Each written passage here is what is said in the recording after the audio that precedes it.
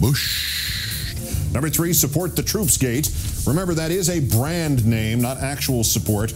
20 soldiers at the Army Wounded Vets Medical Center at Fort Sill in Oklahoma, telling USA Today that the facility there is, just like part of the Walter Reed Center for Wounded Vets in Washington was, infested by mold.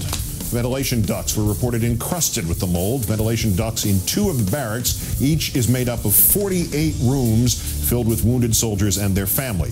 The commanding officer at Fort Sill says they're working on it now. Number 2, that's why they call it Counterintelligence Gate. The Pentagon has a new unit, the Defense Intelligence Agency Defense Counterintelligence and Human Intelligence Center. It will have within it an office dedicated to strategic offensive counterintelligence operations. As part of the cardinal tenet of American law, such operations, spying on people who are known or suspected to be foreign intelligence officers or connected to foreign intelligence or international terrorist activities, that will, of course, be carried out abroad. Also in this country. And number 1, in case that's not direct enough, domestic spying gate.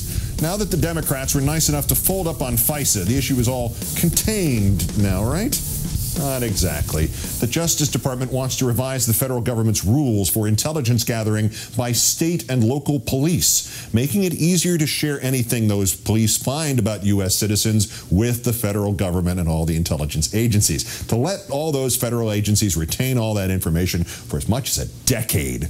Not that the local police would be able to do anything about it if they didn't like it, since this would apply to all 18,000 local agencies who get any kind of funding for the feds.